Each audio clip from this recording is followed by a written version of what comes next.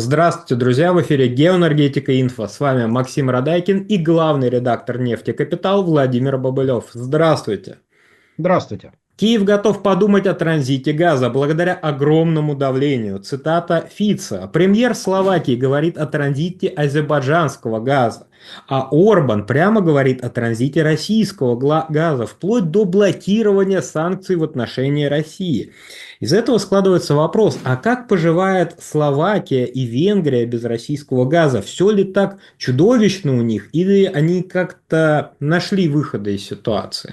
Ситуация у них сейчас, прямо скажем, не чудовищная. Во всяком случае, она отличается в значительно более лучшую сторону от той же самой молдавской или приднестровской, хотя бы потому, что у Словакии и Венгрии газ есть, и это уже плюс. Венгрия получает газ по газопроводу «Турецкий поток», который проходит через Черное море, через Турцию, и потом идет в Южную Европу, попадая в Венгрию, в Словакию. И, собственно, по этому газопроводу российский газ как раз через Турцию попадает в эти южноевропейские страны. Пока ситуация не критическая. Газ поступает, более того, прекращение украинского транзита, ну, оно как бы так несколько поджало их с точки зрения потребления, но опять же не критично, потому что объемы, вернее мощности газопровода позволили дозагрузить его еще, и в принципе Венгрия в целом получает тот газ, который ей нужен, как бы через Венгрию этот газ идет в Словакию, то есть пока вроде бы в принципе все нормально. Но этих джентльменов Фицо и Орбана можно понять, потому что они хотят гарантий. Они видели, что произошло с турецким потоком, вернее, с северным потоком. Они видят, что происходит с нефтепроводом «Дружба», по которому, кстати, эти страны тоже снабжаются нефтью, и тоже из России. И, соответственно, для той же самой Венгрии, для переработки нефти это критически необходимо. Ну, собственно говоря, то есть пляски вокруг нефтепровода «Дружба», то мы запретим, то разрешим, то сократим, то все-таки можно, то давайте перекроем. Венгрию это не очень устраивает. Естественно, экстраполируя эту ситуацию на газ, они понимают, что в какой-то момент такая же ерунда может произойти и с поставками газа. Потому что тетушка Урсула фон дер Ляйен прям вот активно настроена на то, чтобы извести в Европе российские энергоресурсы под корень. И Венгрия совершенно справедливо говорит, ну окей, хорошо, если мы откажемся от российских энергоресурсов, вот в частности от российского газа, а кто нам его заменит? И ответа на этот вопрос Венгрия не получает. Ну, собственно говоря, та же ситуация была с нефтью, когда для Венгрии было сделано исключение по поводу поставок по нефтепроводу «Дружба», потому что Венгрия сказала, ну, собственно, Орбан является большим патриотом своей страны, за что честь ему и хвала, потому что для него интересы энергетической безопасности своей страны дороже всяких вот этих вот европейских лозунгов борьбы с Россией. Орбан совершенно справедливо говорит, если вы лишите нас энергоресурсов, то ответьте на вопрос, где и почем мы их сможем взять. На этот вопрос ему никто не отвечает. Тогда, соответственно, он говорит, ну окей, тогда мы не можем себе позволить отказаться от энергоресурсов из России, потому что у нас не хватит ни денег, ни технических возможностей, чтобы найти где-то в другом месте. Ну, а если вы продолжаете упорствовать и лишать нас этих фактически единственно возможных для нас энергоресурсов, потому что поставлять там нефть или газ в ту же самую Венгрию или в Словакию какими-то альтернативными способами достаточно затруднительно, потому что их фактически, ну, как бы особо-то и нет. Ну, соответственно, Орбан совершенно справедливо говорит, если вы лишите нас энергоресурсов, значит, мы будем защищаться. Защищаться мы можем вот этим вот дипломатическим путем, мы будем блокировать все ваши дурацкие инициативы, связанные с санкциями. Если вы хотите играть в эти ваши санкции, то обеспечьте нас энергией. Если вы не обеспечиваете нас энергией, то вот ваши эти игры, ну, мы будем вынуждены прекратить, потому что по-другому вы не понимаете. И, собственно, я думаю, их как раз напугал вот этот вот украинский удар беспилотниками по КС «Русская», ну, собственно, откуда и начинается турецкий поток. Дальше трубопровод ныряет в Черное море и идет, соответственно, в Турцию.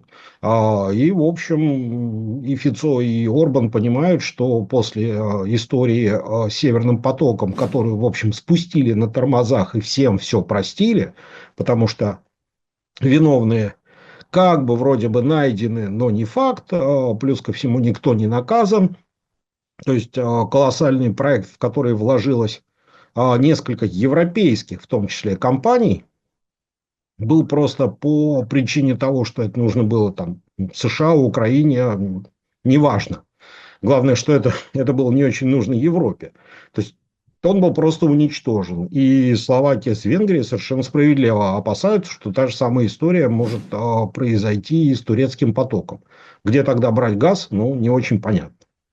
Поэтому, в общем, они просто защищаются как могут, и они стараются находить больные точки для европейской стратегии, чтобы по ним как-то потоптавшись, все-таки попытаться объяснить тем, кто играет в эти игры, что это просто опасно, и вот так вот легко лишить страны единственного источника энергопоставок они просто не позволят. Тут имеется еще вопрос. С приходом Трампа как-то заметно изменилась политика более таких вот правых политических деятелей в Европе, которые неоднозначно относятся к Украине?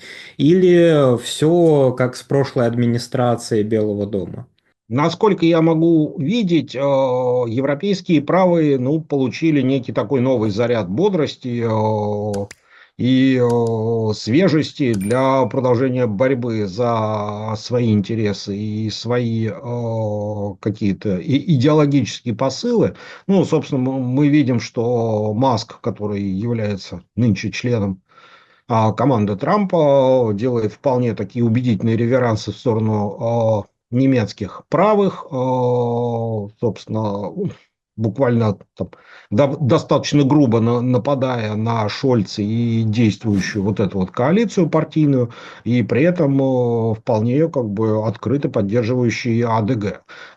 И если посмотреть, то в принципе во многих странах Европы вот этот правый уклон, он в последнее время как-то активизировался, ну, потому что правые видят, что если они не получают поддержки на европейском континенте, то Штаты относятся к вот этому правому уклону вполне как бы благосклонно и готовы его поддерживать. Поэтому, естественно, они как бы активизировались, они периодически выступают с какими-то достаточно такими фрондерскими лозунгами, то есть сказать о том, что, наверное, может быть, не стоит поддерживать Украину, сказать это в Европе, но это, в общем, это смело.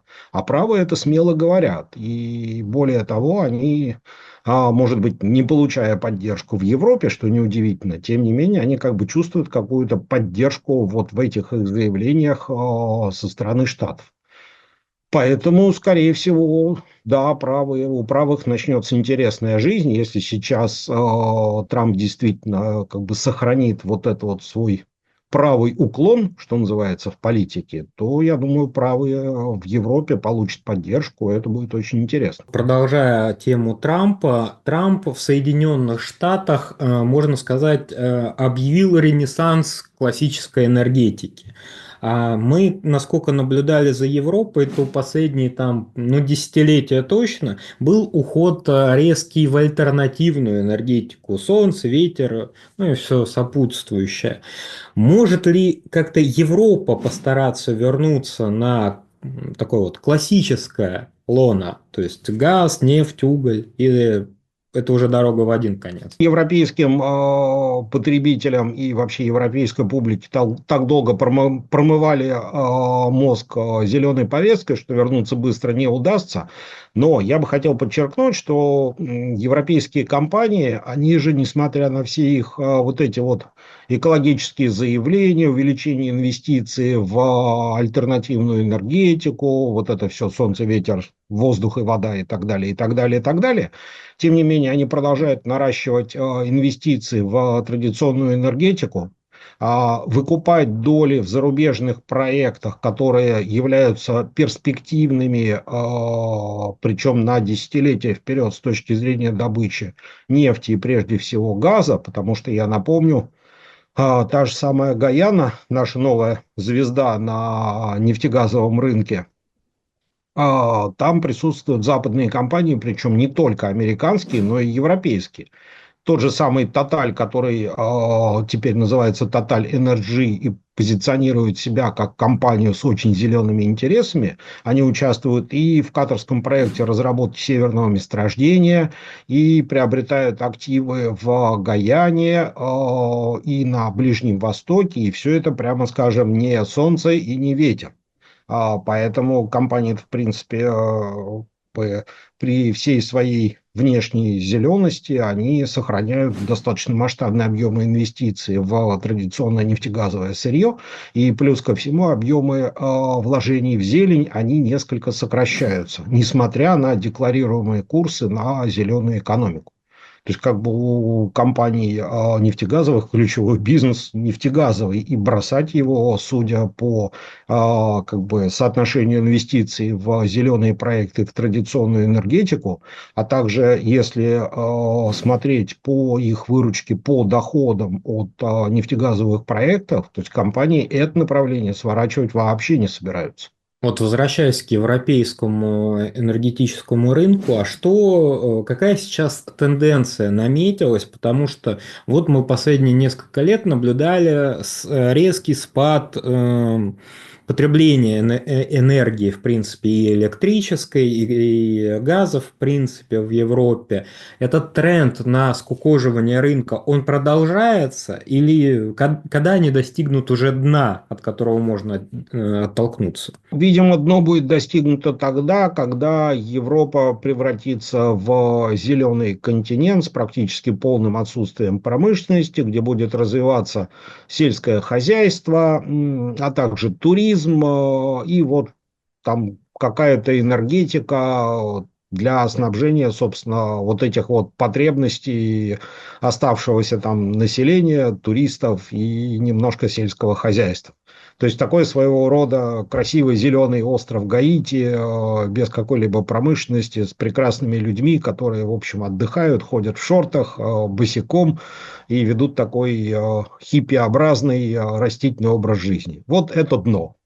До него, конечно, еще далеко, но тенденция, конечно, нездоровая, потому что промышленность Европы действительно скукоживается.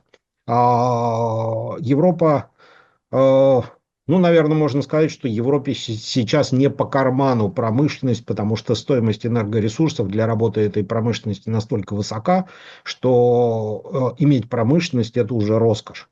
Ну и, собственно говоря, Европа действительно теряет свое лицо и свой уровень как такого западного конкурента США, потому что часть европейских компаний, например, перебралась в США. Или в тот же Китай, который является там для США врагом номер один, и США борется с его экспансией на международном рынке, но вот получается как получается.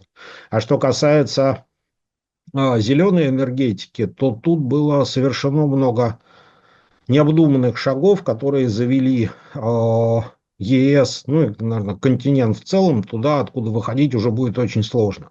То есть, например, отказ Германии от атомной энергетики привел к тому, что Германия потеряла существенную часть производимой энергии, соответственно, российский газ по разумным приемлемым ценам не поступает, это теперь в основном СПГ, который поступает из США и приходит на терминалы, в которые Германия инвестировала достаточно много денег, а они наполовину стоят пустые. Значит, ветряная энергетика сейчас тоже испытывает некоторый кризис, потому что инвесторы опасаются инвестировать в систему, которая непонятно как работает. Большое спасибо за комментарий. Друзья, подписывайтесь на телеграм-канал «Нефть и Капитал». Крайне интересное издание. Ссылка будет в описании и закрепленном комментарии. Там же будут реквизиты для желающих финансово поддержать Геоэнергетика Инфо, чтобы мы и дальше также бодро вещали на всех площадках без монетизации. Спасибо, до новых встреч.